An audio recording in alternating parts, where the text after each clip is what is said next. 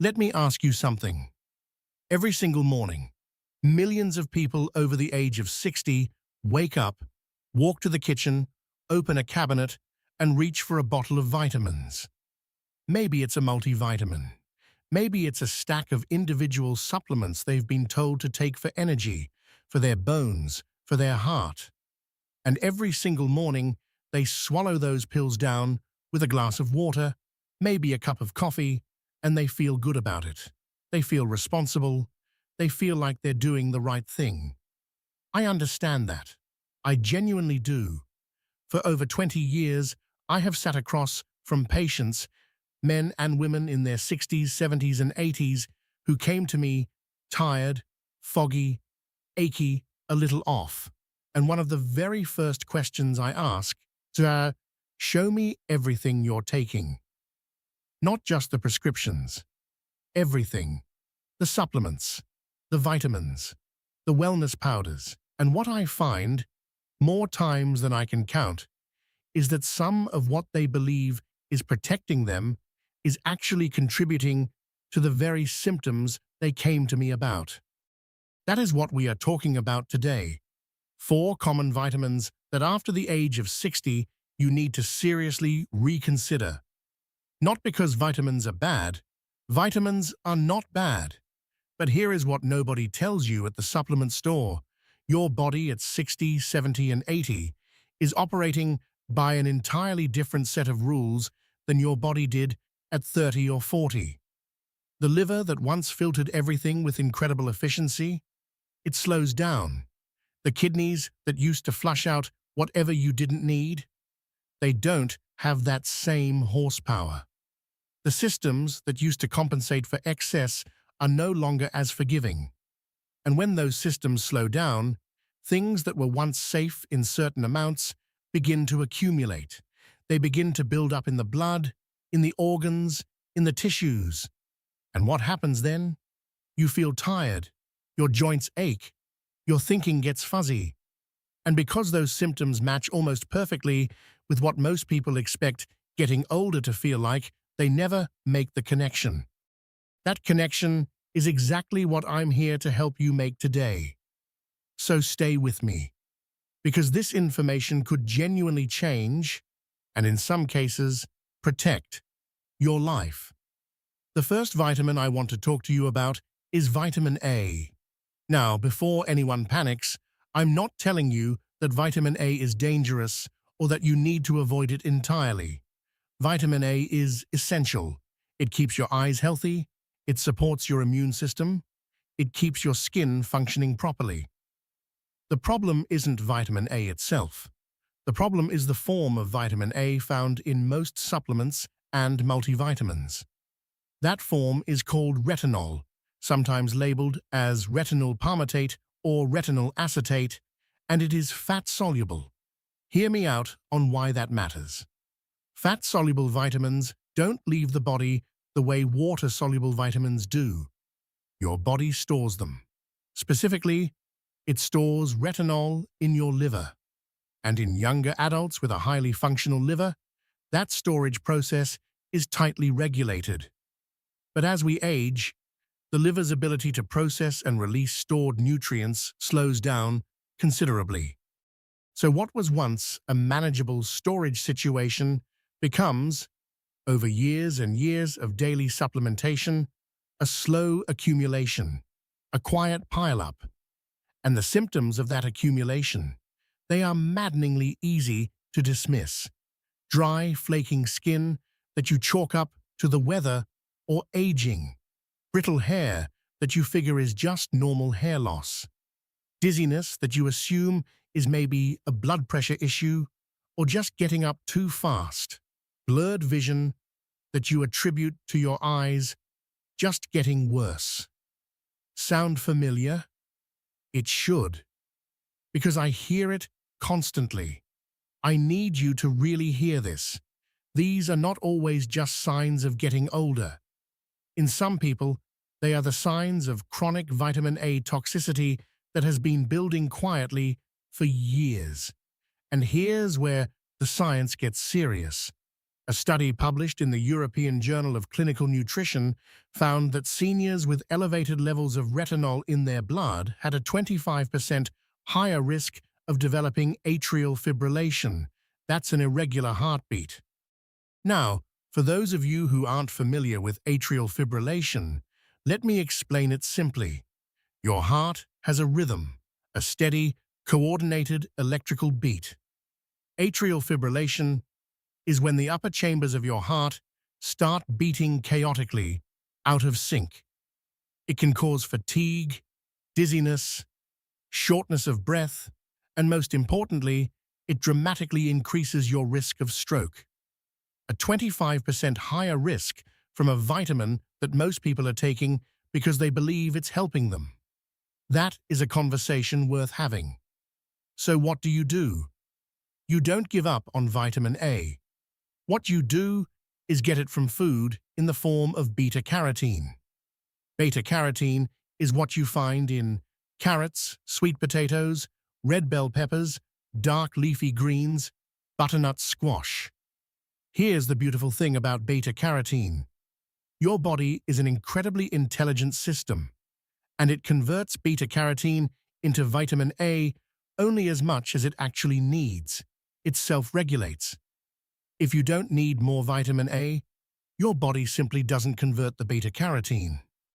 You cannot accumulate vitamin A to dangerous levels through food. That's the difference. So swap the retinol supplement for the sweet potato. Your liver will thank you. Now let's talk about the second one, and this one surprises people more than almost any other. Iron. I want you to think about the last time you saw an advertisement for an iron supplement or a multivitamin proudly advertising its iron content. The message is almost always the same. Iron gives you energy. Iron fights fatigue. Iron is what you need when you're feeling run down. And for certain populations, young women of childbearing age, people with diagnosed iron deficiency anemia, that is absolutely true. Iron is critical, but after the age of 60, for most people, that message doesn't just become unnecessary, it becomes potentially dangerous. Here's the biology, and I want you to follow me carefully because this is important. Your body has a very limited number of ways to eliminate iron. The primary one is blood loss.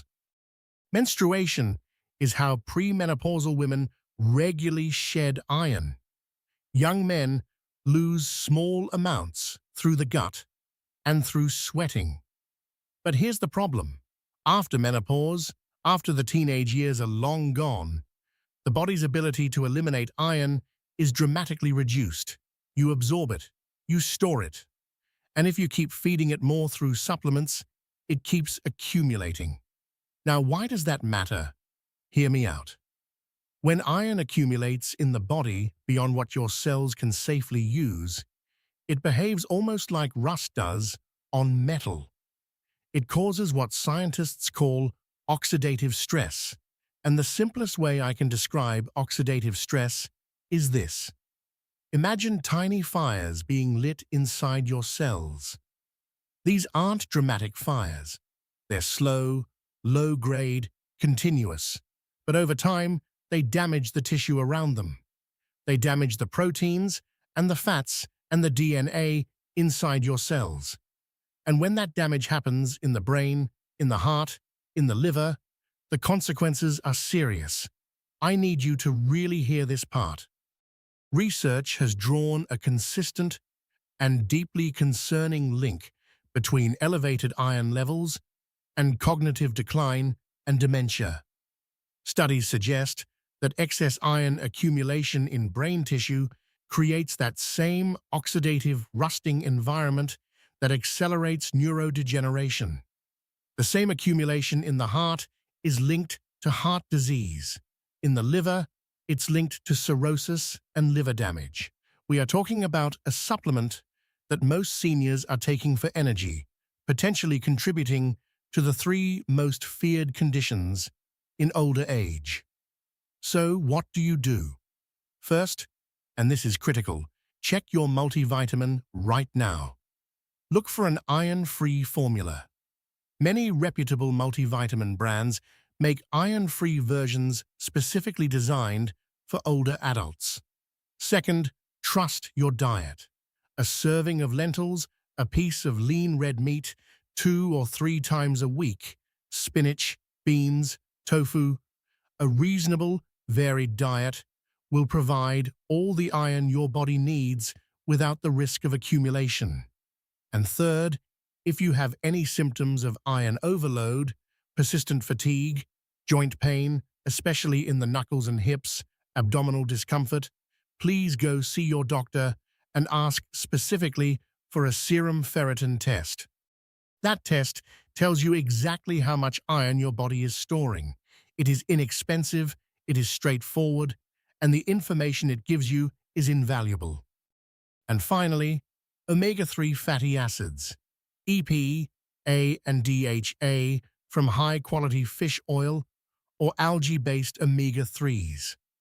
The data on omega-3s for brain health, cardiovascular health, and inflammation reduction is among the most robust in nutritional science. For seniors in particular, adequate omega-3 intake is associated with slower cognitive decline, lower triglycerides, reduced risk of cardiovascular events, and better joint comfort. A high-quality omega-3 supplement, typically 1 to 2 grams of combined EPA and DHA daily, is something I recommend across the board for my older patients.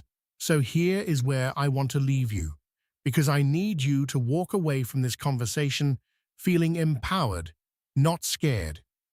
Aging does not have to mean declining. I have watched patients in their 70s and 80s make targeted, informed changes to their supplement routines and experience profound improvements in their energy, their clarity, their comfort, and their health markers within months. The body is resilient.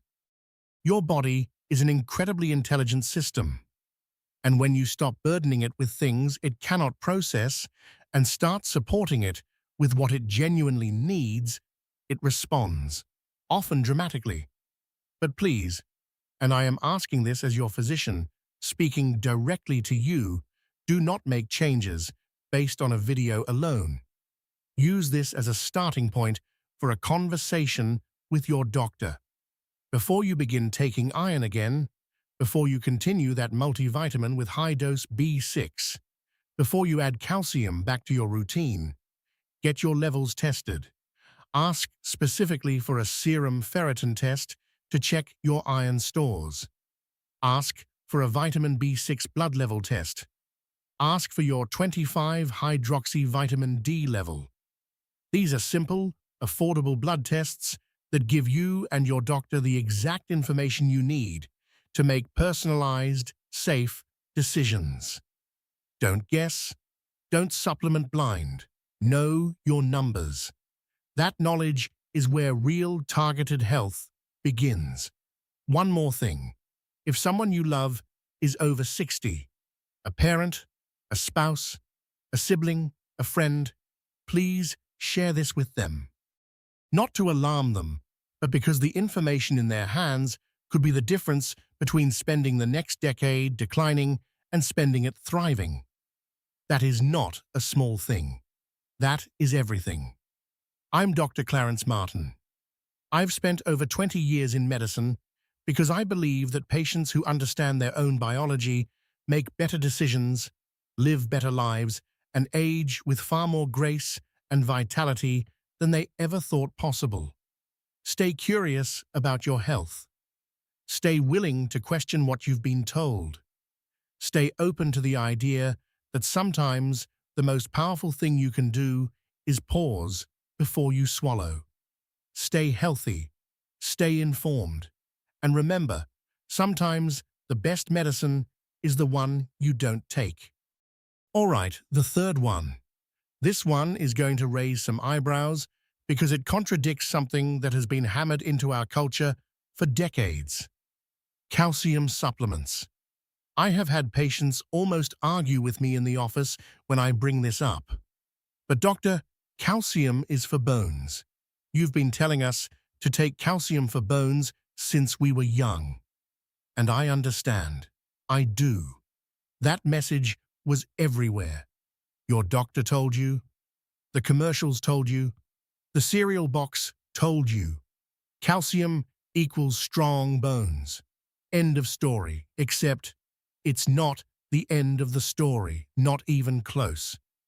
Here is what the research has revealed over the last 15 years that the supplement industry has been very quiet about. When you take a calcium supplement on its own, without the specific companion nutrients that calcium needs to function properly, that calcium does not reliably go where you want it to go. It doesn't simply arrive at your bones and settle in. Instead, a significant portion of it ends up circulating in the bloodstream. And calcium circulating in the bloodstream, in excess, begins to deposit itself in the walls of your arteries. It calcifies them. It hardens them. And hardened arteries are not healthy arteries. Hardened arteries are a well-established serious risk factor for heart disease and heart attack.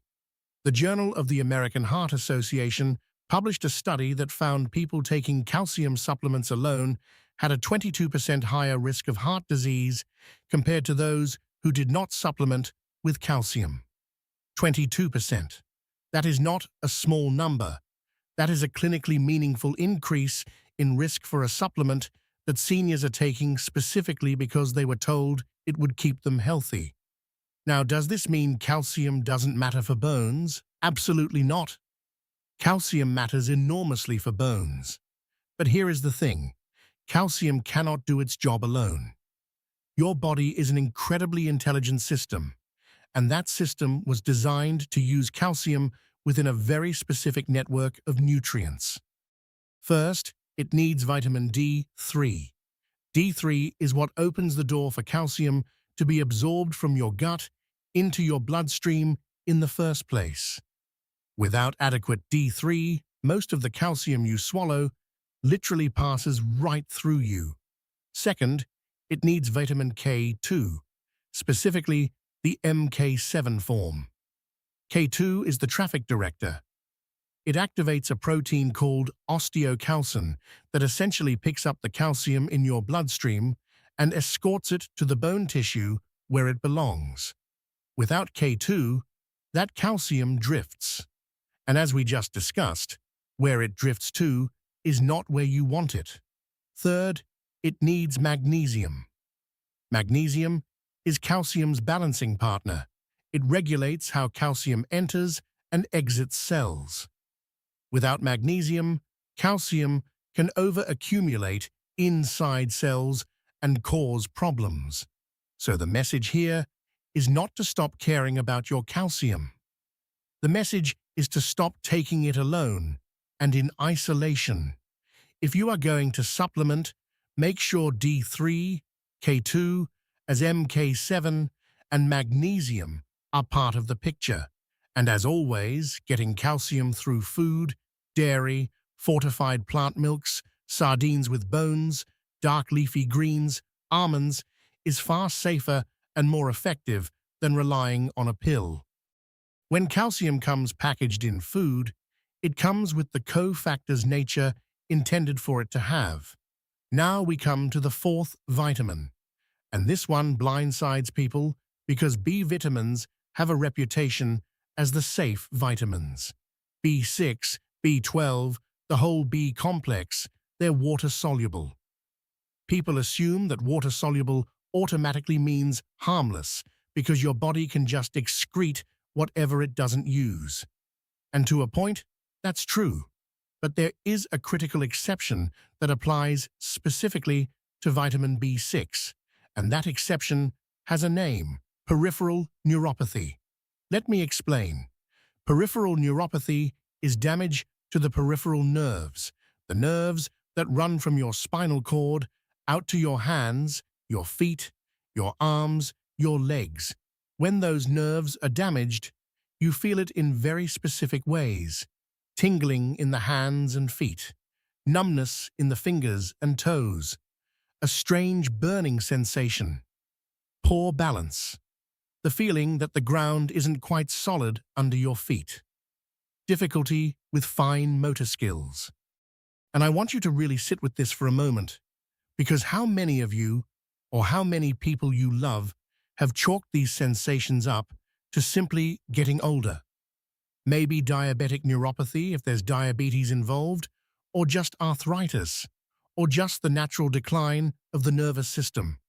But for some people, those symptoms are being caused or significantly worsened by a supplement sitting on their kitchen counter labeled as vitamin B6 for nerve health.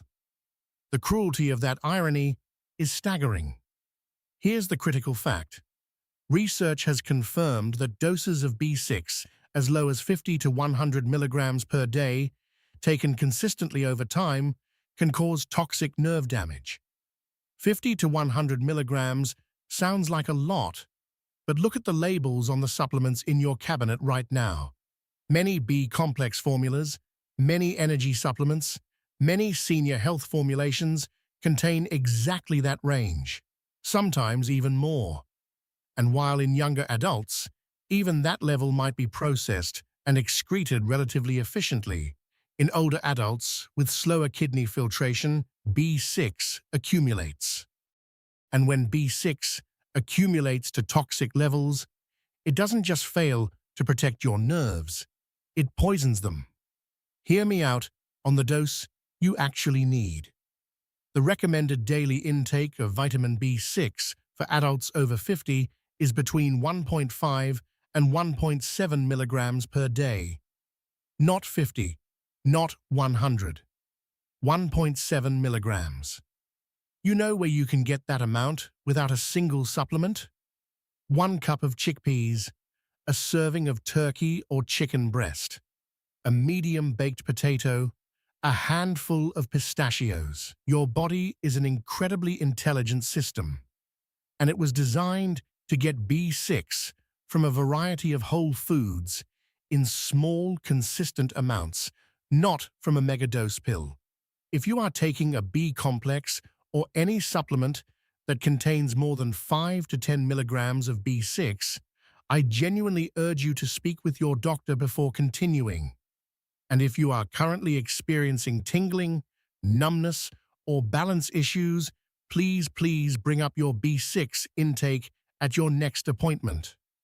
A simple blood test can tell you if your levels are in the danger zone. Now, I know that by this point, some of you might be feeling a little overwhelmed, maybe even a little frustrated. You came here wanting to do the right thing for your health.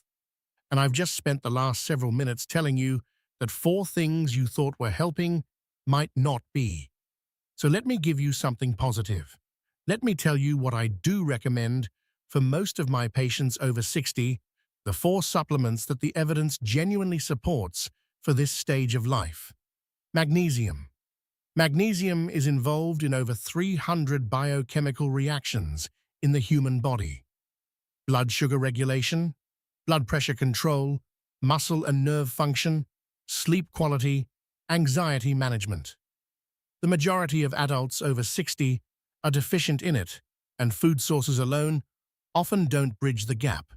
A quality magnesium glycinate or malate formulation, typically around 200 to 400 milligrams in the evening, is something I believe most seniors should discuss with their physician. Vitamin D3. This is arguably the most important supplement for older adults. I call it the master switch because it influences immune function, mood regulation, bone density, muscle strength, cardiovascular health, and cognitive function all at once.